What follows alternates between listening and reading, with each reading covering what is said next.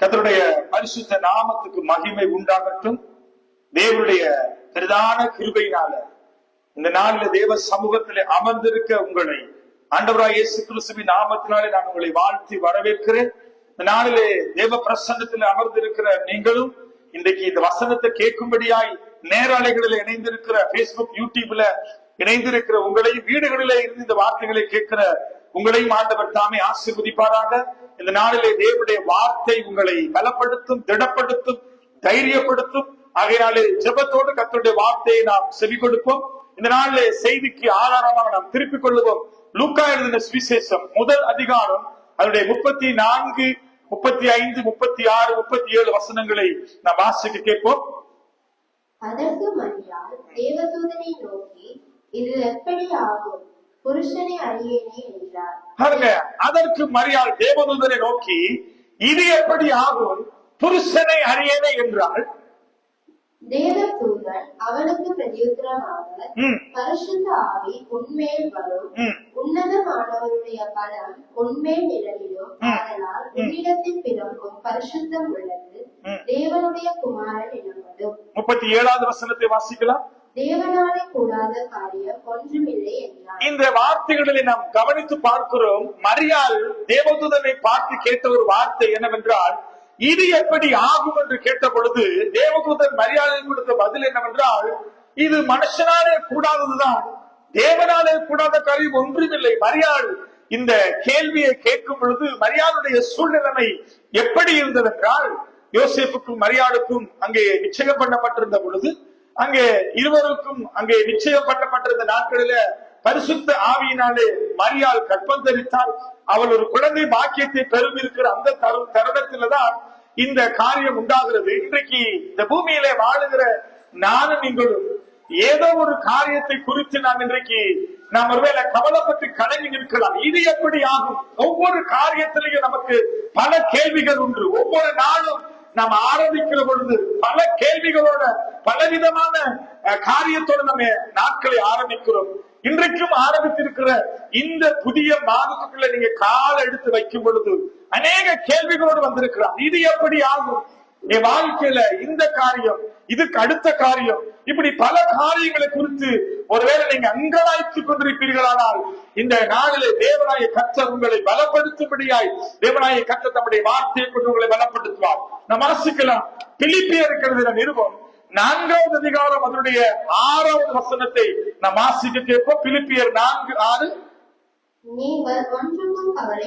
நீங்கள் ஒன்றுக்கும் கவலைப்படாமல் எல்லாவற்றையும் குறித்து உங்கள் விண்ணப்பங்களை ஸ்தோத்திரத்திலே கூடிய ஜெபத்தினாலும் வேண்டுதலினாலும் தேவனுக்கு தெரியப்படுத்துங்கள். இந்த காலையில உங்களை பார்த்து நான் சொல்லுகிறேன், பலவிதமான கவலைகளோடு இந்த இடத்துல நீங்க அமர்ந்து இருக்கலாம்.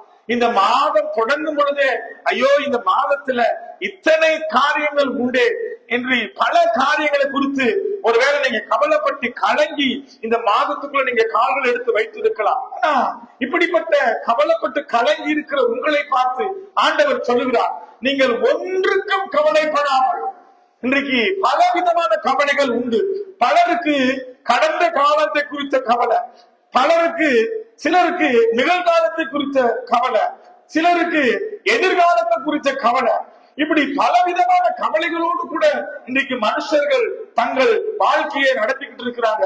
ஒவ்வொரு நாளும் காலையில எழுதும் பொழுது ஐயோ இன்றைக்கு நாள் எப்படி இருக்குமோ, அல்லது நாளைய நாள் எப்படி இருக்குமோ, இப்படி பல கேள்விகளோடு கூட கவலைப்பட்டு கலங்கி இருக்கிற உங்களை பார்த்து ஆண்டவர் சொல்லுகிறார், நீங்கள் ஒன்றுக்கும் கவலைப்படாமல். அதனாலே இந்த கவலையானது ஒரு மனுஷன் கவலைப்படுகிறதுனால என்ன ஆகும்? நீங்க கவலைப்பட்டு ஏதோ ஒரு காரியத்தை குறித்து நீங்க யோசித்து வேதனைப்பட்டு அப்படியே நீங்க அது அங்கலாய்ப்போடு கூட இருப்பீர்கள். ஆனால் வேதம் என்ன சொல்லுகிறதுனா, உங்களால ஒரு முழங்குடி, ஒரு இஞ்சி குடி உங்களால நீங்க மேல வர முடியாது, கூட்டிக் கொள்ள முடியாது. காரணம் என்னன்னா, இந்த கவலை உங்களை நாள்தோறும் உங்களை ஒடுக்கும். வாசிக்கலாம். நீதிமொழிகள் 12வது அதிகாரம் அதனுடைய 25வது வசனத்தை வாசிக்க கேட்போம். மனுஷனுடைய இருதயத்தில் உள்ள கவலை அதை ஒடுக்கும், நல்வார்த்தையோ அதை மகிழ்ச்சியாகும். பாருங்க, ஒரு மனுஷனுடைய இருதயத்தில் இருக்கிற கவலை என்ன செய்யுமான்னா ஒடுக்குமா. இன்றைக்கு நீங்க வைத்தியசாலையில போய் நீங்க கொஞ்சம் பலவீனமான பொழுது நீங்க உங்களை செக் பண்ண போனா அவங்க என்ன கேட்பாங்கன்னா, உங்களுக்கு pressure, low pressure, high pressure, என்ன யோசிக்கிறீங்க, எதை குறிச்சு கவலைப்படுறீங்க பாருங்க. வைத்தியர்கள் இன்னைக்கு கேட்கிறாங்க, எதனால நீங்க இவ்வளவு ஹை பிரஷர்ல வந்திருக்கிறீங்க, எதனால நீங்க இப்படி கவலைப்படுறீங்க, நீங்க கவலைப்படுறதுனாலதான் உங்களுக்கு இந்த வியாதின்னு சொல்லி இன்னைக்கு ஒரு வேலை வைத்தியர்கள் இன்னைக்கு சொல்றாங்க. ஆனா பல ஆயிரம் ஆண்டுகளுக்கு முன்பதாக வேதம் நமக்கு சான்று கொடுக்கிறது, நீ கவலைப்படுகிறதுனால என்ன ஆகுமா, என்ன ஆகுமா, மனுஷனுடைய இருதயத்துல கவலை அவனை ஒடுக்குமா. நீ கவலைப்பட்டு கலங்கி வேதனைப்பட்டு இரவும் பகலும் அழுது புலம்பி உன்னால அந்த கவலையிலிருந்து வெளியே வரக்கூடாதபடிக்கு ஏதோ ஒரு இடம் தெரியாத ஒரு பயம் உனக்குள்ள வரும். ஏதோ ஒரு காரியத்தை குறித்து நீ கவலைப்பட்டு கலங்கி இருக்கிறியா, பிள்ளைகளை குறித்த எதிர்காலம் அல்லது உன்னுடைய வியாபாரம் அல்லது உன்னுடைய வருமானம், ஏதோ ஒரு இனம் தெரியாத வியாதி, உன்னுடைய வீட்டு காரியங்கள், இப்படி பல காரியங்களை குறித்து நீ கவலைப்பட்டு கலங்கி இருப்பாயானால் வேதம் சொல்லுகிறது, மனுஷனுடைய இருதயத்தில் உள்ள கவலை அதை ஒடுக்குமா. நீ அப்படியே விளைவினப்பட்டு உன் வாழ்க்கையில வியாதிப்பட்டு வேதம் சொல்லுகிறது, நீ அழுது புலம்பி வேதனைப்படுகிறதுனால உன் கண்கள் எல்லாம் உனக்கு குழி விழுந்து நீ உன்னுடைய பலவீனத்துல நீ அநேக நேரத்துல பலவீனப்பட்ட ஒரு மனுஷியாய் வாழ வேண்டிய சூழ்நிலைகளை தள்ளப்படுவாய். ஆகிய வேதம் அழகாய் சொல்கிறது, மனுஷனுடைய இருதயத்தில் உள்ள கவலை அதை ஒடுக்கும், நல் வார்த்தையோ அதை மகிழ்ச்சியாக்கும். அப்படின்னா எது உங்களை மகிழ்ச்சி ஆக்கும்னா நல்ல வார்த்தைகளா. அல்லேலூயா. உங்களை பார்த்து கேட்கிறேன், எது நல்ல வார்த்தை? நீங்க மனுஷனை பார்த்து எப்பயாவது சொல்லிருக்கிறீங்களா, ஐயோ பிரதர், ஐயோ சிஸ்டர், ஐயோ அம்மா, ஐயோ அப்பா, என் தம்பி, என் அண்ணனை பார்த்து சொல்லிருக்கிறீங்களா, நீ மட்டும் என்னோட அரமணித்தியால பேசிக்கிட்டு இருந்தா எனக்கு எல்லா கவலையும் மறந்துடும் சொல்லக்கூடிய ஒரு நபர் இன்னைக்கு உங்களோட இருக்காங்களா? நீ மட்டும் பேசாதப்பா, நீ பேசினாலே பிரச்சனை தான் இல்லையா, ஐயோ உன்னை மட்டும் எனக்கு சந்திக்க விருப்பமே இல்லை, நீ மட்டும் வந்துடாத, நீ வந்தாலே எனக்கு பிரச்சனை தான், நாங்க நிம்மதியா இருக்கிறோம். இன்னைக்கு மனுஷனுடைய வார்த்தைகள்ல இன்னைக்கு எத்தனை வார்த்தை உங்களோட மகிழ்ச்சியில கொண்டு வருகிறது. நீ இன்னைக்கு நம்பி இருக்கிற மனுஷன் அல்லது நீ பழகுற, நீ பேசுகிற, உன்னோடு கூட நடைமுறையில் இருக்கிற மனுஷர்கள் உன்னை மகிழ்ச்சியா உன்னை வாழ விடக்கூடியவர்களா இன்னைக்கு இருக்கிறாங்களா? நீ கொஞ்சம் யோசிச்சுப்பார். ஆனா இந்த மனுஷனுடைய இருதயம் கவலைப்பட்டு எல்லா காரியத்தை குறித்து கவலைப்பட்டு கலங்கி ஒடுங்கி போய் எல்லாருக்கும் முன்பதாய் வெக்கப்பட்டு தலை குனிஞ்சி மற்ற சமுதாயத்துக்கு முன்பதாய் தலை நிமிர்ந்து நிற்க கூடாதபடிக்கு சிலர் இன்னைக்கு ஒளிஞ்சி வாழ்ந்துகிட்டு இருக்கிற வாழ்க்கை கூட உண்டு. ஐயோ நான் எந்த நல்லது கெட்டதுக்கு நான் போக மாட்டேன், ஏன்னா எனக்கு மனுஷனை கொண்டு போய் நிக்க முடியாது. ஏன்னா அந்த அளவுக்கு நீ என்ன செய்யறன்னா உன் வாழ்க்கையில் இருக்கிற தோல்வியினால, குறைவினால, பலவீனத்தினால, ஏதோ ஒரு தீராத வியாதினால, ஏதோ ஒரு தீராத கடன் பிரச்சனையினால உன்னால மனுஷருக்கு முன்பதாய் நின்று தலை முகம் கொடுக்க முடியாத அளவுக்கு இன்னைக்கு ஒளிஞ்சிக்கிட்டு அல்லது ஏதோ ஒரு தனிமையில ஒரு விசாரிப்பாரற்ற சூழ்நிலையில வாழுகிற குடும்பங்கள், தனி மனுஷர்கள் எத்தனை ஆயிரம் பேர் தெரியுமா? இன்றைக்கு இப்படிப்பட்டவர்கள் இன்னைக்கு தங்களுடைய கவலையினாலே ஒடுக்கப்பட்டவர்களாய் வாழ்ந்துகிட்டு இருக்கிறாங்க. அவங்க ஒருவேளை மனுஷனை தேடி போயிருக்கலாம், ஐயோ எனக்கு ஆறுதலுக்காக அல்லது என் பாரத்தை இறக்கி வைக்கிறதுக்கு யாராவது ஒரு மனுஷனை நான் தேடுறேன். நீங்க போய் உங்க பாரத்தெல்லாம் இறக்கி வச்சுட்டு வந்துருவீங்க. அதெல்லாம் அவங்க அழகா கேட்டுட்டு நீங்க சொன்ன காரியத்துக்கு கண்ணு வச்சு, காது வச்சு, மூக்கு வச்சு அப்படியே அதை வேற மாதிரி அதை உருவாக்கி உங்க பேரையே கெடுக்கிற மனுஷர்கள் இன்னைக்கு நிறைய இருக்கிறாங்க. அதனாலதான் சொல்லுகிறது வேதம், அங்கே பார்க்கிறோம், நல் வார்த்தையோ அதை மகிழ்ச்சியாக்கும். அப்படின்னா உங்களுக்கு கிடைக்கிற நல் வார்த்தை உங்களை மகிழ்ச்சியாக்குற, உங்களை சமாதானத்தை உண்டு பண்ணுகிற, உங்களை சமாதானமாய் வாழ செய்கிற அல்லது உங்களை தலை நிமிர பண்ணுகிற, உங்களை தூக்கி சுமக்கிற, உங்களுக்கு ஆறுதல் படுத்துகிற நல் வார்த்தை எங்கே இருக்கிறது, யாரிடத்துல இருக்கிறது, இதை நீங்க யாரிடத்துல பெற்றுக்கொள்ளலாம் சொல்லி கொஞ்சம் நீங்க யோசிச்சு பாத்தீங்கன்னா எந்த மனுஷனிடத்திலும் உங்களுக்கு கிடையாது. தகப்பனா இருக்கட்டும், நீ நம்பின தகப்பன் தான் உன்னை மறந்துடுவார்.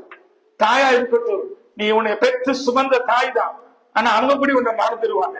நீ நம்பின கணவனா இருக்கட்டும், கடைசி வரைக்கும் மரணம் நம்மை பிரிக்கும் வரை நாம பிரிஞ்சு போக மாட்டோம்னு சொன்ன கணவன் ஒருவேளை உங்களை விட்டு பிரிஞ்சு போகலாம். நீ தூக்கி வளர்த்த பிள்ளைகள், 10 மாதம் சுமந்த பிள்ளைகள் உன்னை விட்டு விலகி போகலாம். எல்லாருமே விலகி போயிருவாங்க. ஆனா உன்னோட கூட இருந்து உனக்கு ஆறுதல் சொல்லி, உன்னை அரவணைச்சு, உன்னை கட்டி அணைத்து, உன்னோட கூட இருந்து உன்னை நடத்தக்கூடிய, உனக்கு சமாதானத்தை தரக்கூடிய, உன்னை விசாரிக்கக்கூடிய உனக்கு உன் மேல தன்னுடைய கண்ணை வச்சு உனக்கு ஆலோசனை சொல்லக்கூடிய, உன்னை காப்பாற்றி உன்னை நடத்தக்கூடிய நல்ல ஆலோசனைகளை சொல்லி உன்னை நடத்தக்கூடியவர் ஒருவர் உண்டுனா நான் உங்களுக்கு காண்பித்துக் கொடுக்க விரும்புகிறேன். ஆண்டவராய் இயேசு கிறிஸ்து ஒருவர் என்பதை நான் உங்களுக்கு காண்பித்துக் கொடுக்க விரும்புகிறேன்.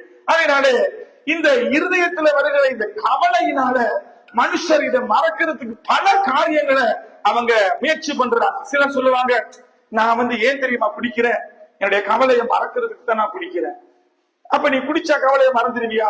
நீ குடிச்சதுக்கு பிறகு கொஞ்சம் கவலையோட குடிப்ப, நீ குடிச்சிட்டு வர்ற வழியில இன்னும் அதுக்கு மேலும் பல கவலையோட நீ அள்ளிட்டு வருவ, சுமந்துட்டு வருவ. என்னன்னா உன் மனைவி, நீ குடிக்கிறதுனால மனைவிக்கு ஒரு கொஞ்சம் கவலை தான் இருக்கும். நீ குடிச்சிட்டு 4 பேருக்கு அடிச்சு அங்க போய் நீ ஜெயில உட்கார்ந்து இருந்துட்டு கால் பண்ணுவாங்க போலீஸ்ல இருந்து, உன் வீட்டுக்காரர் உள்ள அடிச்சு வச்சிருந்தோன்னு உன் மனைவிக்கு நீ குடிச்ச கவலையினால மனைவிக்கு பாரம் குறையுதா அல்லது பாரம் அதிகரிக்கிறா? இங்க பாருங்க, இந்த கவலையை மறக்கிறதுக்கு பலர் பல விதத்துல முயற்சி செய்யறாங்க. சிலர் குடிப்பழக்கத்தை அதுக்கு அடிமைப்பட்டிருப்பாங்க. சிலர் போய் என்ன செய்வாங்கன்னா, போய் பீச்ல பார்க்ல இந்த மாதிரி காரியங்களை செய்து அமைதலான இடத்தை தேடி போவாங்க. சிலர் அந்த கவலையை மறக்கிறதுக்காக ஃப்ரெண்ட்ஸோட டைம் ஸ்பெண்ட் பண்ணுவாங்க. சிலர் கவலையை மறக்கிறதுக்காக சினிமா படங்களை பார்த்துட்டு அதுல அவங்க டைம் ஸ்பெண்ட் பண்ணுவாங்க. இப்படி பல விதத்துல ரிலேஷன்ஸ் தேடி போவாங்க. இப்படி பல முயற்சிகளை அவர்கள் எடுப்பார்கள். ஆனா அவர்களால அந்த கவலையை மறக்க முடியாது. அந்த கவலை அவங்களை விட்டு விலகி போகாது. கவலைக்கு மேல கவலை, பாடுகளுக்கு மேல பாடுகள், நிந்தைக்கு மேல நிந்தை, போராட்டத்துக்கு மேல போராட்டம். நீ போய் சந்திக்கிற மனுஷன் ஒரு பெரிய பிரச்சனை இழுத்து வைப்பான். அவர் வந்தாரு, வந்து இப்படி சொல்லிட்டு போனாரு, அப்படி சொல்லிட்டு போனாருன்னு சொல்லி நீ பேசாததான் சொல்லி ஏண்டா அவனை போய் பார்த்தன்ற அளவுக்கு உன் வாழ்க்கையில அந்த மனுஷன் உன்னை தள்ளி விடுவான். ஆகையினாலே இந்த மனுஷனுடைய நல்வார்த்தைகள் அல்ல, மனுஷனுடைய ஆதரவும் அரவணைப்பும் அல்ல, இதெல்லாம் மாறி போயிடும், அதெல்லாம் மறைஞ்சு போயிடும், அதெல்லாம் உண்மை இல்லை. ஆனா உன்னை நேசிக்கிற ஒரு தேவனுடைய நல்வார்த்தை உண்டு. நம்முடைய ஆண்டவர் தான் நம்மை கவலைப்படக்கூடாது என்பதுல அவர் மிகவும் அதுல அக்கறை உள்ளவராக இருக்கிறார். அதனாலதான் சொல்றாரு, நீங்க கவலைப்படாதீங்க என்று சொல்லல, ஆண்டவர் சொல்றாரு நீங்க ஒன்றுக்கும் கவலைப்படாதீங்க. ஹல்லேலூயா. பாருங்க, சொல்றாரு எதுக்கு கவலைப்படாது, எதை குறிச்சும் கவலைப்படாது. ஆண்டவர் நம்மை கவலைப்பட வேணாம் என்று சொல்லி சொன்ன ஒரு சில வார்த்தைகளை வேதத்துல நம்ம வாசித்து நான் ஜெபிக்க போறோம். மத்தேயு எழுதின சுவிசேஷம் அதனுடைய 6வது அதிகாரம் 25 தொடக்கம் 28 வரை நான் வாசிக்க. மத்தேயு 5:6 6வது அதிகாரம் 25 தொடக்கம் 28. ஆகையால் எண்ணத்தை உண்போம், எண்ணத்தை குடிப்போம் என்று உங்கள் ஜீவனுக்காகவும் எண்ணத்தை உடுப்போம் என்று உங்கள் சரீரத்துக்காகவும் கவலைப்படாதீர்கள். பாருங்க எத்தனை கவலை இருக்குன்னு சொல்லி பாருங்க. எண்ணத்தை உண்போம், எண்ணத்தை உடுப்போம், எண்ணத்தை குடிப்போம், எண்ணத்தை ஆகாரமா சாப்பிடுவோம், இப்படி உங்க ஜீவனுக்காக நீங்க கவலைப்பட வேண்டாம். வாசிக்கலாம். ஆகாரத்தை பார்க்கிலும், நீங்க கவலைப்படுகிற இந்த ஆகாரத்தை பார்க்கிலும் ஜீவனும் உடையை பார்க்கிலும் சரீரமும் விசேஷித்தவைகள் அல்லவா? நீங்க கவலைப்படுங்க, எனக்கு டிரெஸ் இல்லைன்னு கவலைப்படுறீங்க, அந்த டிரெஸ்ஸை விட உங்களுடைய சரீரம் விலையேற பெற்றது. ஆகாரத்தை பார்க்கறீங்க, ஆகாரத்தை விட உங்களுக்கு ஜீவன் விலையேற பெற்றது. அதனால ஆண்டவர் சொல்றாரு, எண்ணத்தை உண்போம், எண்ணத்தை குடிப்போம், எதை உங்கள் ஜீவனுக்காக உடுப்போம் என்று சொல்லி சரீரத்துக்காக குறித்து கவலைப்படுகிறீங்களா என்று சொல்லி ஆண்டவர் வேதம் சொல்லி வாசிக்கலாம். தொடர்ந்து ஆகாயத்து பட்சிகளை கவனித்து பார். நீ இவ்வளவு கவலைப்படுறியே, ஆகாயத்து பறவையை கவனித்து பார். அவைகள் விதைக்கிறதும் இல்லை, களஞ்சியங்களில் சேர்த்து வைக்கிறதும் இல்லை. பாருங்க, ஆகாயத்து பறவைகள் விதைக்கிறதும் இல்லை, அறுக்கிறதும் இல்லை, களஞ்சியத்துல சேர்த்து வைக்கிறதும் இல்லை. அவைகளையும் உங்கள் பரமபிதா பிழை கூட்டுகிறார். பாருங்க, அவைகளையும் உங்கள் பரமபிதா, நான் ஆராதிக்கிற தேவன் பிழை கூட்டுகிறார். அவைகளை பார்க்கிலும் நீங்கள் விசேஷித்தவர்கள் அல்லவா? ஆண்டவர் சொல்றாரு, அவைகளை பார்க்கிலும் நீங்க விசேஷித்தவர்கள் அல்லவா? கவலைப்படுகிறதினாலே உங்களில் எவர் தன் சரீர அளவோடு ஒரு முழத்தை கூட்டுவார். பாருங்க, நீ கவலைப்படுகிறதுனால எந்த மனுஷன் சரீர அளவில் ஒரு முழத்தை கூட்டுவார்? உடைக்காகவும் நீங்கள் கவலைப்படுகிறது என்ன? காட்டு புஷ்பங்கள் எப்படி வளருகிறது என்று கவனித்து பாருங்கள். அவைகள் உழைக்கிறதும் இல்லை, நூற்கிறதும் இல்லை. பாருங்க, உடைக்காக ஏன் கவலைப்படுறீங்க? காட்டு புஷ்பங்களை பாருங்க, அவைகள் உழைக்கிறதும் இல்லை, நூற்கிறதும் இல்லை என்றாலும் என்றாலும் சாலமோன் முதலாய் தன் சர்வ மகிமையிலும் அவைகளில் ஒன்றை போலாகிலும் உடுத்தியிருந்ததில்லை என்று உங்களுக்கு சொல்கிறேன். பாருங்க, ஆண்டவர் நீங்க கவலைப்படுறீங்களா? நீங்க கவலைப்பட வேண்டாம், நீங்க தான் விசேஷித்தவர்கள். ஆனா காட்டு புஷ்பங்களை பாருங்க, அது விதைக்கிறதும் இல்ல, நூற்கிறதும் இல்ல, ஒண்ணுமே செய்யறது இல்ல. ஆனா அதையே ஆண்டவர் என்ன செய்யறாருன்னா அழகா அன்னைக்கு காலையில பூத்து அப்படியே ஃப்ரெஷ்ஷா இருக்கும் பொழுது அதை பார்க்க எவ்வளவு அழகா இருக்குது. அதற்கே நான் ஜீவனை கொடுத்திருக்கிறேன். காட்டு பறவைகளை பாருங்க, அதுக்கே நான் ஜீவனை கொடுத்திருக்கிறேன். அவைகளையே நான் போஷிக்கிறேன், அவைகளே நான் பிழை கூட்டுகிறேன். அதெல்லாத்தையும் பார்க்கலும் நீங்க விசேஷித்தவர்கள் அல்லவா? ஏன் கவலைப்படுறீங்க? நாளைய நாளை குறிச்சு, ஆகாரத்துக்கோ உடைக்கோ ஏதோ ஒரு காரியத்தை குறிச்சு நீ கவலைப்படாதுன்னு சொல்லி ஆண்டவர் சொல்லுகிறார். வாசிக்கலாம் தொடர்ந்து. அற்ப விசுவாசிகளே, இன்றைக்கு இருந்து நாளைக்கு அடுப்பிலே போடப்படும் காட்டுப்புல்லுக்கு தேவன் இவ்விதமாய் உடுத்துவித்தால் உங்களுக்கு உடுத்துவிப்பது அதிக நிச்சயம் அல்லவா? அற்ப விசுவாசியே, உன்னை பார்த்து சொல்றான், அற்ப விசுவாசியே. அழகு ஆண்டவர் சொல்றாரு பாருங்க, இன்றைக்கு இருந்து நாளைக்கு அடுப்புல போடப்படுகிற காட்டு புல்லுக்கு தேவன் இவ்விதமாய் உடுத்துவித்தால் உங்களை உடுத்துவிப்பது அதிக நிச்சயம் அல்லவா? சாதாரணமான ஒரு காட்டு புல்லு காலையில பூத்து மாலையில அப்படியே கருகி காஞ்சி போயிடும்.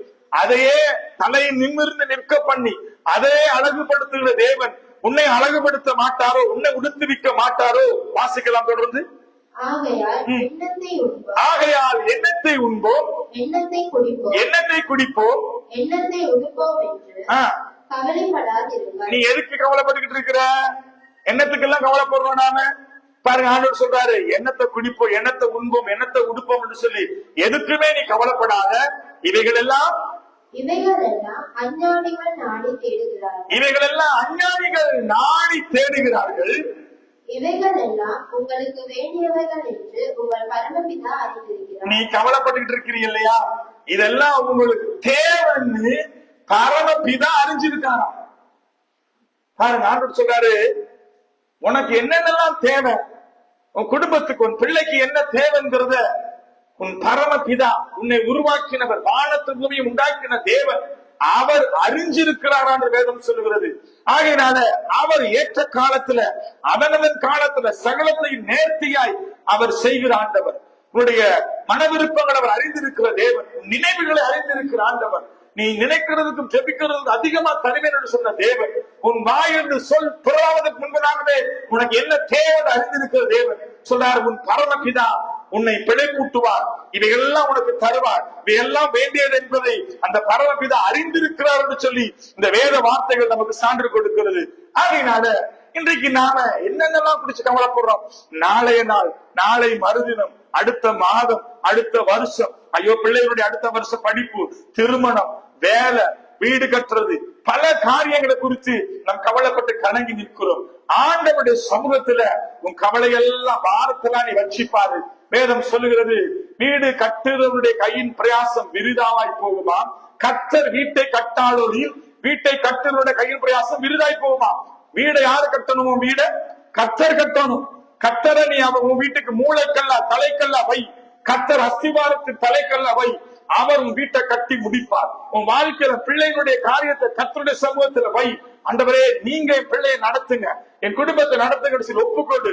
நீ ஒப்பு கொடுத்துட்டு ஆண்டவருடைய சமூகத்துல அமைதியாய் காத்துரு. கர்த்தர் சகலத்தையும் நேர்த்தியாய், தடையில்லாமல், கிரமமாய், அழகும் நேர்த்தியாய் அவர் செய்யக்கூடியவராய் இருக்கிறார். இன்னைக்கு நம்மள எத்தனை பேர் ஆண்டவருடைய சமூகத்துல நம்முடைய தேவைகளை, குறைவுகளை, நம்முடைய காரியங்களை தேவ சமூகத்துல வைக்காம நாங்களே தோளில சுமந்து கொண்டு, ஐயோ இந்த பிரச்சனை, அந்த பிரச்சனை, அந்த காரியம், இந்த காரியம் என்று சொல்லி இன்னைக்கு அங்கலாய்த்துக்கிட்டு இருக்கிறோம். உங்களில் எத்தனை பேர் எல்லா கவலையும் தேவ சமூகத்துல இறக்கி வச்சுட்டு ஆண்டவரை நோக்கி பார்ப்பீர்களானால் கர்த்தர் உங்களை நடத்துவார். அதனாலே நாங்க தொடர்ந்து வாசிக்கலாம். இந்த கவலைப்பட்டு நாம கலங்கி எல்லாவற்றையும் நாம இழந்து போய் பல நேரங்கள்ல நம்ம நாளைய நாளை குறித்து கவலைப்படுறோம். இந்த கவலைகள்னால நம்முடைய வாழ்க்கையில எதையுமே நம்மளால சாதிக்க முடியாது. கர்த்தர் அதனதன் காலத்துல அதனதன் தேவைகளை கர்த்தர் நேர்த்தியா சந்திக்கிறாண்டவர். இவைகளெல்லாம் அஞ்ஞானிகள், தேவனை அறியாதவர்கள் தான் சொத்த சுகத்தை சேர்த்து வச்சுக்கிட்டு அதுக்காக சாப்பிடாம கொள்ளாம அவங்க இரவு பகலும் பிரயாசப்பட்டு பண ஆசையில சேர்க்கிறவர்கள் அஞ்ஞானிகள். பல காரியங்களை அவங்க சேர்த்து வச்சிருப்பாங்க. வேதம் சொல்லுகிறது, இந்த பூமியில ஒன்றையும் சேர்த்து வைக்காத. இங்கதான் கள்ளனும் கொள்ளைக்காரன் இருக்கிறான். பரலோகத்துல பொக்கிஷங்களை சேர்த்து வை. இங்க தேவையானது அதனதன் காலத்துல இன்றைக்கு தேவையானது கர்த்தர் உனக்கு தருவார் என்று சொல்லி வேதம் தெளிவாய் சொல்லுகிறது. அதனாலதான் வேதத்திலே வாசிக்கிற பண ஆசை எல்லா தீமைக்கும் வேர் என்று சொல்லி.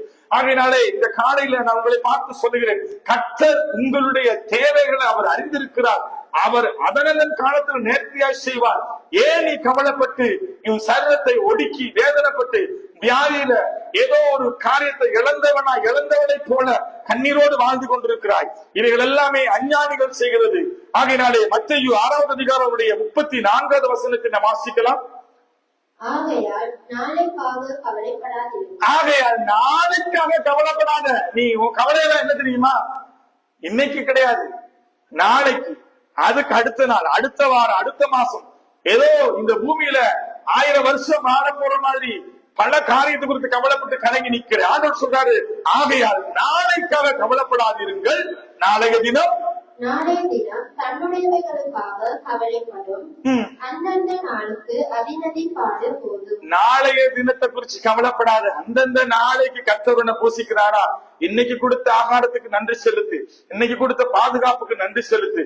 இன்னைக்கு தேவனது நாள் முழுவதும் ஆசீர்வதித்தார் அல்லவா? வழிகள் எல்லாம் உன்னோடு கூட இருந்தார் அல்லவா?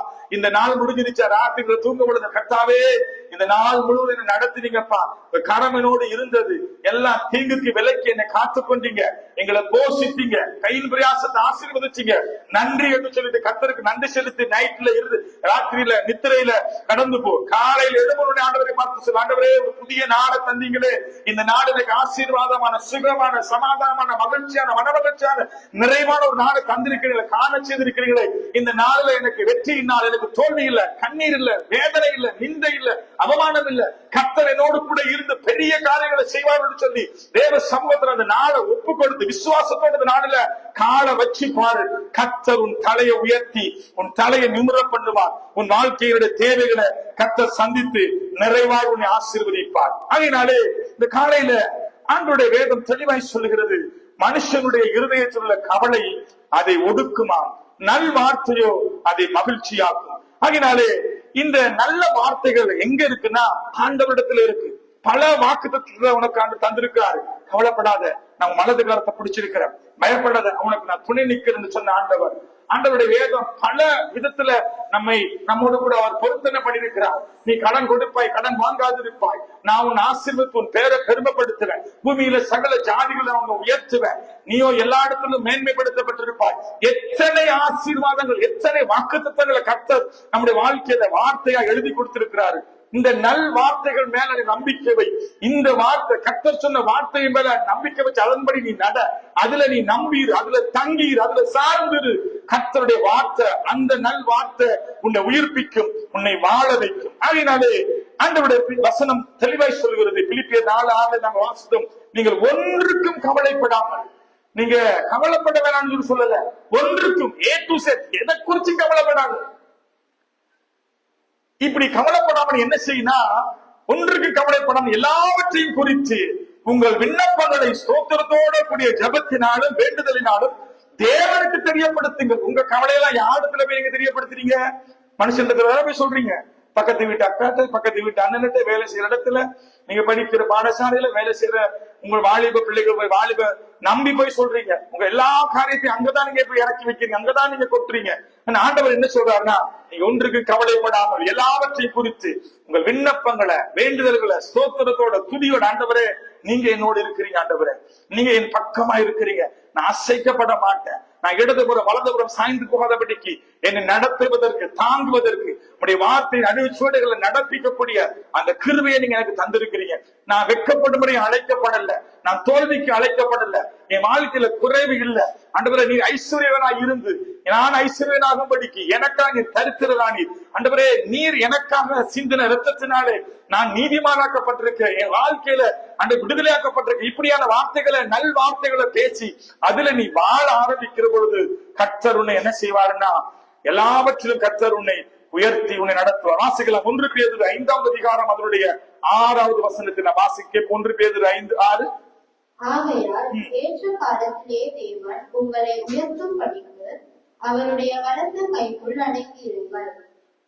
வேதம் சொல்லுகிறது ஏற்ற காலத்துல உங்களை உயர்த்தும்படிக்கு கர்த்தர் ஏற்ற காலத்துல ஏற்ற நேரத்துல உங்களை உயர்த்துவாராம். இன்னைக்கு என்ன பிரச்சனைனா கர்த்தர் உயர்த்தும் வரைக்கும் நம்மளால அடங்கி இருக்க முடியாது. நம்ம இல்ல நாம இந்த நாட்கள்ல இதை பண்ணணும் அதை பண்ணணும் அப்படி பண்ணணும் இப்படி பண்ணணும்னு சொல்லி எல்லா காரியத்திலையும் போய் மாமிசத்துல நாங்க செய்ய ஆரம்பிச்சு மாமிசத்துல எடுக்கிற முடிவுகள் எல்லாமே உங்களுக்கு தோல்வியா இருக்கும், அது உங்களுக்கு வேதனையா இருக்கும், அது உங்களுக்கு கண்ணீரா இருக்கும். அதனால கர்த்தருடைய இந்த நல் வார்த்தையின்படி நீங்க உங்க வாழ்க்கையை நடத்துவீங்களா இருந்தா வேதம் அழகாய் சொல்லுகிறது, ஏற்ற காலத்துல உங்களை உயர்த்தும்படி அவருடைய பலத்த கரத்துக்குள்ள அங்கே அடங்கி இருங்கள். ஏற்ற காலம்னா என்ன? கர்த்தர் என்ன அழைச்சிருக்காரு, அவர் என்னை தெரிந்து கொண்டிருக்கிறாரு. அவர் ஒரு நாள் எனக்கு இருக்கிற இந்த காரியத்தை அவருக்கு மறைவானது ஒன்றுமில்லை, சகலத்தை அறிந்திருக்கிறாரு. இந்த காரியத்தை கர்த்தர் விடுதலை ஆக்குவார், என் குடும்பத்தை கர்த்தர் ரட்சிப்பார், என் கணவனை கர்த்தர் மாற்றுவார், என் பிள்ளைகளை கர்த்தர் மாற்றுவார், என் குடும்பத்துடைய தேவைகளை கர்த்தர் சந்திப்பார். இந்த குறைவு நிறைவாய் மாறும். இந்த வியாதி எனக்கு சொந்தமானதில்ல, இதுவரை கர்த்தர் என்னை விடுதலை ஆக்குவார். என் குடும்பத்துல கர்த்தர் தகப்பன் தாய்கிடையில் இருக்கிற எல்லா பிரிவினைகளை கர்த்தர் மாற்றுவார். இப்படிப்பட்ட நம்பிக்கையோட கூட நீ தேவ சமூகத்துல நீ அமைதலாய் நீ காத்திருந்தீனா அடங்கி இருந்தீனா ஆண்டவர் சொல்ற நான் உன்னை உயர்த்துவேன். அதனாலே ஆண்டவர் நம்மை எப்படிப்பட்ட தேவன் நான் உங்களுக்கு காண்பித்து கொடுக்க விரும்புகிறேன்னா அவர் உங்களை உயர்த்துகிற ஆண்டவர். வேதத்திலே நாங்க வாசிக்கலாம் அவருடைய சில காரியத்தை நான் சொல்லி நான் ஜெபிக்க 3 காரியங்கள் பண்ணா. முதலாவது நீதிமொழிகள் 12:25 நாங்க வாசித்தோம், அவருடைய வார்த்தை தான் நம்மை உயிர்ப்பிக்கும், அவர் மனுஷனுடைய கவலை ஒடுக்கும். ஆனா அவருடைய தேவனுடைய வார்த்தை நம்மை கவலைகள் எல்லாம் மாற்றும். பிலிப்பியர் 4:6 வாசிச்சோம், கர்த்தரிடத்துல போய் நம்ம எல்லாவற்றையும் நம்ம சொல்லணுமா, கவலை எல்லாம் அவருடைய சோத்திரத்தோடு துதியோடு அவருக்கு தெரியப்படுத்தணுமா. மூன்றாவது 1 பேதுரு 5:6 வாசிக்கிறோம், ஆகையால் ஏற்ற காலத்துல அவர் நம்ம உயர்த்தும்படி கரத்துல அடங்கி இருங்க. 1 பேதுரு 5:7 நான் வாசிக்கலாம். அவர் உங்களை விசாரிக்கிறவரானபடியால் பாருங்க, அவர் உங்களை விசாரிக்கிறவரானபடியால் உங்கள் கவலைகளை எல்லாம் அவர் மேல் வைத்து விடுங்கள். அவர் மேல் வைத்து விடுங்கள். இன்னைக்கு உங்க கவலைகள் எல்லாம் யாரு மேல் நீங்க வச்சிருக்கிறீங்க? அவர் உங்களை விசாரிக்கிறவர். நான் சொல்றேன் ஆண்டவர் உங்களை விசாரிக்கிறவர், உங்க மேல அக்கறையும் கர்சனையும் உள்ளவர், உங்களை வெட்கப்படுத்தாதபடி அவர் உங்களுக்காக யுத்தம் பண்ணுகிறார், உங்களுக்காக ஜீவனையே கொடுத்திருக்காராம். அவர் சொல்றாரு, நான் உங்களை விசாரிக்கிறேன். மனுஷன் விசாரிச்சான்னா உங்களுக்கு அது கண்ணியை கொண்டு வரும், பிரச்சனையை கொண்டு வரும். அவன் விசாரிக்கிறன்ற பேர்ல என்ன செய்வான், பெரிய பெரிய பொம்பை எல்லாம் போட்டுட்டு போயிடுவான், வந்துட்டு போனாலே பிரச்சனை. அதனால தேவனாய கர்த்தர் சொல்றார், நான் உங்களை விசாரிக்கிறவராய் இருக்கிறபடினால உங்கள் கவலைகள் எல்லாம் அவர் மேல வச்சிருக்க. இன்னைக்கு நம்முடைய வாழ்க்கையில தேவனுடைய கரத்துக்குள்ள அடங்கி இருந்தா ஏற்ற காலத்துல உயர்த்துவார். என் பரம பிதாவா இருக்கிறபடினால அவர் எல்லாவற்றையும் நம்மை விசாரிக்கிறவராயிருந்து நம்மை சகல கிருபையிலும் தயவுடன் நம்மை நடத்துவார். அதனால இந்த காலையில நான் உங்களை பார்த்து சொல்கிறேன், என்னுடைய எல்லா பாரத்தையும், என்னுடைய எல்லா வேதனையும் கண்ணீரையும் துக்கத்தையும் எல்லாவற்றையும் அவர் மேல வச்சிருங்க. வேதம் தான் தெளிவா சொல்ல, வருத்தப்பட்டு பாரம் சுமக்கிறவர்களே எல்லோரும் என்னிடத்திலே வாருங்கள், நான் உங்களுக்கு இளைப்பாறுதல் தருகிறேன், நான் உங்களை விசாரிக்கிறேன், நான் உங்களுக்கு நீதி செய்கிறேன், நான் உங்களுக்கு இளைப்பாறுதல் தருகிறேன், நான் உங்களை ஆறுதல் படுத்துவேன், நான் உங்களை உயர்த்துவேன், நான் உங்களோடு கூட இருந்து பெரிய காரியங்களை செய்வேன். தேவனாய கர்த்தர் நம்மோடு கூட இருப்பாராயிருந்தால் என்னன்னா அவர் மேல நம்ம எல்லாம் வார்த்தை வச்சிடணும். தேவன் உங்களுக்கு வைராக்கியமாய் எழும்புவார். எப்படி நடக்கும், எப்படி ஆகும் என்கிற எல்லா விதமான காரியத்தையும் கேள்வியையும் கர்த்தர் மேல வச்சிடு. அது வியாதியா இருக்கட்டும், கர்த்தர் வியாதிய பலவீனத்தை எல்லாம் மாற்றி கர்த்தர் ஆசீர்வதிப்பார். புதிய வழிகள் திறக்கும், கையின் பிரயாசங்கள் ஆசீர்வதிக்கப்படும், உடைய மன விருப்பங்கள் நிறைவேற்றப்படும், எதிர்பார்ப்பு இருக்கிற காரியங்களை நன்மையாய் முடிய பண்ணுவார். நீ வாழ்க்கையில் இருக்கிற எல்லா தோல்வி ஜெயமாய் மாறும், துக்கம் எல்லாம் சந்தோஷமாய் மாறும். ஒவ்வொரு நாளும் கர்த்தர் தம்முடைய கரத்துல உன்னை வைத்து தாங்கி ஏந்து உன்னை விசாரித்து ஆலோசனை சொல்லி புத்தி சொல்லி உன்னை தேற்றி ஆறுதல் படுத்துகிற ஒரு தேவனிடத்துல நீ உன்னை ஒப்பு கொடுப்பாயானால் கர்த்தர் உன்னோடு கூட இருந்து செய்கிற காரியங்கள் பயங்கரமாயிருக்கு. ஆகையினால இந்த காலையில உங்களை பார்த்து நான் சொல்றேன், நீ உன்னுடைய பலத்துல எல்லா காரியத்தையும் செய்யும்படி நீ முயற்சி எடுத்து யோசித்து கவலைப்பட்டு கலங்கி விலையினப்பட்டு வியாதிப்பட்டு ஒடுங்கி உன் வாழ்க்கையில கண்கள் எல்லாம் குழிவிழுந்து போய் நீ வாசிக்கலாம். சங்கீதம் 6வது அதிகாரத்துல அதனுடைய 5-6 வசனங்களை வாசிக்கலாம். அந்த வசனங்களை நாங்க வாசிக்கிற பொழுது இன்றைக்கு தாவீது என்கிற பக்தன் இப்படி சொல்லுகிறான் பாருங்க. என் வாழ்க்கையில கண்ணீர்ல என் படுக்கைய கண்ணீர்னால நினைச்சேன், என் கண்கள் எல்லாம் குழி விழுந்து போயிட்டு.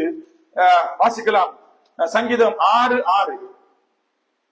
என் பெருமூச்சினால் இழைத்து போனேன். நீ பெருமூச்சு விட்டு விட்டு விட்டு விட்டு இழைச்சி போனிட்டியா? இழைச்சி போனேன். முழுவதும் என் கண்ணீரால் என் படுக்கையை மிகவும் ஈரமாக்கி. இரவு முழுவதும் அழுது அழுது அழுது உன் படுக்கையை கண்ணீரினால ஈரமாக்கி என் கட்டிலை நனைக்கிறேன். துயரத்தினால் என் கண்கள் குழி விழுந்து போயிற்று. நீ அழுது துயரப்பட்டு துயரப்பட்டு கண்ணெல்லாம் குழி விழுந்து போயிடுச்சு.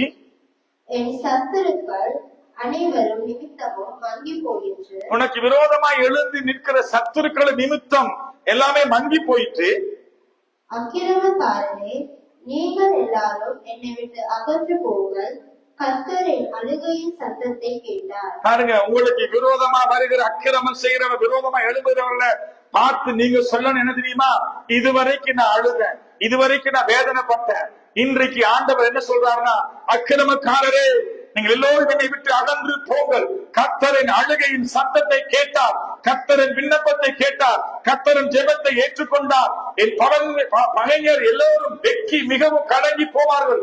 அவர்கள் பின்னால திரும்பி சடுதியிலே வெட்கப்படுவார்கள். இந்த வசனங்கள் எல்லாம் நீங்க சொல்லிதான் நல்வார்த்தைகள்.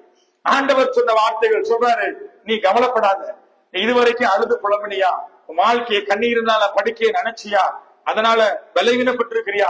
கண்ணெல்லாம் குழி விழுந்து போயிருக்குதா? உன்னை சுற்றி சத்துருக்கள் உன்னை அழிக்கும்படி சூழ்ச்சி பண்றாங்களா? இன்றைக்கு நீ ஆண்டவரை பார்த்து சொல்லு, சத்துருவை பார்த்து சொல்லு, சத்துருவே இது வரைக்கும் நீங்க எல்லாரும் என்னை விட்டு அகன்று போங்க. என் கர்த்தரின் அழுகையின் சத்தத்தை கேட்டார், என் விண்ணப்பத்தை கேட்டார், என் ஜெபத்தை ஏற்றுக்கொண்டார். இன்றைக்கு எனக்கு விரோதமாக எல்லா சத்துரு வெட்கப்பட்டு எல்லாமே வெட்கப்பட்டு போற அளவுக்கு கர்த்தர் என்னோடு கூட இருந்து காரியங்களை செய்வார் என்கிற நம்பிக்கையோட உங்க கவலையெல்லாம் ஒரு பக்கம் மூட்டை கட்டி வச்சுட்டு விசுவாசத்துல கர்த்தருடைய நல் வார்த்தையை நீங்க விசுவாசித்த நம்பிக்கையோட இந்த வார்த்தைகளின்படி உங்களை வாழ நீங்க ஒப்பு கொடுத்தீங்கன்னா உங்க வாழ்க்கையில் இருக்கிற எல்லா பகைஞர்கள், குடும்பத்தில் இருக்கிற பிரிவினைகள், சண்டைகள், மார்க்க பேதங்கள், எல்லா விதமான காரியத்தில் இருந்து கர்த்தர் உங்களை விடுதலையாக்கி உங்களை கர்த்தர் ஆசீர்வதித்து எல்லைகளை விஸ்தாரப்படுத்தி உங்க நினைவுகள் எல்லாம் கர்த்தர் அறிந்து உங்க வாழ்க்கையில் இருக்கிற தோல்வியை ஜெயமாய் மாற்றி துக்கமெல்லாம் சந்தோஷமாய் மாற்றி மேன்மையான காரியங்களை தர அவர் இன்னைக்கு ஆயத்தமா இருக்கிறாரு. ஆனா அதை பெற்றுக்கொள்வதற்கு நம்மள எத்தனை பேர் இன்னைக்கு ஆயத்தம்? நம்ம இதுவரைக்கும் பலத்துல ஓடணும், அதெல்லாம் நான் பார்த்துக்கிறேன், அதெல்லாம் நான் செய்து கொள்ளுவேன், அதெல்லாம் எனக்கு முடியும், நான் இந்த காரியத்துல நான் இதுல எனக்கு எக்ஸ்போர்ட், இதெல்லாம் எனக்கு லேசானது, ஐயோ இதெல்லாம் பெரிய வேலையே கிடையாது, இதெல்லாம் நான் பேஸ் பண்ணுவேன், எத்தனை பிரச்சனையும் பார்த்துக் கொள்ளலாம்னு சொல்லி இன்னைக்கு உன்னுடைய பலத்துல ஓடி வெட்கப்பட்டு தலை குனிந்து துக்கப்பட்டு எல்லாவற்றையும் இழந்து போய் நிற்கிற கிறிஸ்தவர்கள் எத்தனை பேர்? உங்களை பார்த்து நான் சொல்லுகிறேன், உங்க வாழ்க்கையில உங்களை விசாரிக்கிறவர் ஒருவர் உண்டு, உங்கள் மேல அக்கறை உள்ளவர் உண்டு. அவர் உங்களுக்காக யுத்தம் பண்ணுவார். வேதம் சொல்லுகிற நான் உனக்காக யுத்தம் பண்ணி சும்மா இருன்னு சொல்லி கர்த்தர் உங்களுக்காக யுத்தம் பண்ண அவர் ஆயத்தமா இருக்கிறார். ஆகையினால இந்த காலையில ஆண்டவருடைய சமூகத்துல உங்களை நீங்க சீர்தூக்கி பாருங்க. இது வரைக்கும் நீங்க வாழ்ந்த வாழ்க்கை ஒரு வெற்றி வாழ்க்கையா, ஒரு சமாதானத்தின் வாழ்க்கையா? இதுல உங்களுக்கு ஒரு மனமகிழ்ச்சி இருந்ததா? நிறைவு இருந்ததா? இந்த வாழ்க்கையில உங்களுக்கு ஏதாவது ஐஸ்வர்யம் ஆசீர்வாதம் காணப்பட்டதா? நீங்க வாழ்ந்த வாழ்க்கையை சாட்சி உள்ளதா இருந்ததா? சோதித்து பார். இப்படிப்பட்ட நன்மைகளை உன் வாழ்க்கையை காணாவிட்டால் ஆண்டவருடைய வேதம் சொல்லுகிறது, இந்த நல் வார்த்தைகளை நம்பு, அதுல சார்ந்தது, அதுல நீ நட, அதுல நீ உன்னை ஒப்புக்கொடு, அதுல நீ உன்னை சோதித்து பார். இந்த வார்த்தைகள் உன்னை உயிர்ப்பிக்கும், இந்த வார்த்தைகள் உன்னை பலப்படுத்தும், திடப்படுத்தும், தைரியப்படுத்தும், எல்லாவற்றையும் கர்த்தருக்கு தெரியப்படுத்து. அவர் உன்னோடு கூட இருந்து பெரிய மகத்துவமான காரியங்களை செய்வார். ஆகையினாலதான் அவர் சொன்னார், உங்களை விசாரிக்கிறவராய் இருக்கிறபடினாலே உங்கள் கவலைகள் எல்லாம் அவர் மேல் வைத்து விடுங்கள். இன்றைக்கு நம்மளுக்குள்ள ஒரு பெரிய பிரச்சனை என்னன்னா, நமக்கு ஒரு பிரச்சனை வந்தா நம்ம யார்கிட்ட போறோம்னா நல்ல வசதியானவங்களை தேடி போறோம் இல்லையா? அவர்கிட்ட போய் சொன்னா அவர் அதெல்லாம் சால்வ் பண்ணி தருவார். அல்லது இந்த சகோதரி அந்த சகோதரன் பெரிய போஸ்ட்ல இருக்கிறவங்க, பெரிய அதிகாரத்தில் இருக்கிறவங்களை நம்ம தேடி போறோம். இது எல்லாவற்றை பார்க்கிலும் ஆண்டவருடைய சமூகத்துல போய் விழு, அவருடைய பாதத்தை பிடி, அவர்களை சார்ந்து அவர்களை நம்பிக்கையாரு. கர்த்தர் உன் வாழ்க்கையில எல்லா தோல்வியை மாற்றி, கோணலெல்லாம் செவையாய் மாற்றி, உன் எதிர்காலங்கள் ஆசீர்வதித்து, உன் சந்ததியை கர்த்தர் ஆசீர்வதித்து, எல்லைகளை விஸ்தாரப்படுத்தி, கர்த்தருடைய கரம் உன்னோடு கூட இருந்து தீங்கு தொடாதபடி கர்த்தர் காத்து உன்னை நடத்துவார். அவருடைய கிருபை உன்னோடு கூட இருக்கும். ஆகையினால கவலைப்பட்டு கலங்காத, எதை நினைத்தும் கவலைப்பட்டு கலங்காத. கர்த்தர் மேல பாரத்தை வச்சிரு. அவர் தான் உன்னை ஆதரிக்கிற தேவன். அவருடைய கரம் உன்னோடு கூட இருந்தா ஒருத்தரால உன்னை அசைக்க முடியாது. உன்னை விழுத்தும்படி 1000 பேர் எழும்பி வந்தாலும் கர்த்தர் உன் தலையை உயர்த்திக்கிட்டே இருப்பாரு. நீ ஜெயம் கொண்டவனாய், கிறிஸ்துவுக்குள்ள ஜெயம் கொண்டவனாய், நீ தேவனுடைய ராஜ்யத்துல நீ ஜெயம் கொண்டவர்களாய் கர்த்தர் உன்னை எழும்பி பிரகாசிக்க பண்ணுவார். வேதம் சொல்லுகிறது, மலை மேல் இருக்கிற பட்டணம் மறைந்து இருக்காது. நீ உயர்ந்த அடைக்கல பட்டணமாயிருந்து, வெளிச்சத்தின் பிள்ளைகளாய் இருந்து, கனி கொடுக்கிற ஒரு குடும்பமாய், கனி கொடுக்கிறவர்களாய் இருந்து, கர்த்தருடைய பிரசன்னத்துல நின்று நீங்க ஜெயம் பெற்று வெற்றி சிறந்தவர்களாய் கர்த்தர் உங்களை உயர்த்தி உங்களை ஆசீர்வதிப்பார். ஆகையினால இந்த காலையில நான் உங்களை பார்த்து சொல்லுகிறேன், உங்கள் எல்லா கவலைகளையும் விண்ணப்பத்தோடு, வேண்டுதலோடு, ஸ்தோத்திரத்தோடு கர்த்தருக்கு தெரியப்படுத்துங்க. அவர் உங்களை விசாரித்து உங்களை ஆறுதலப்படுத்துவார். God bless you.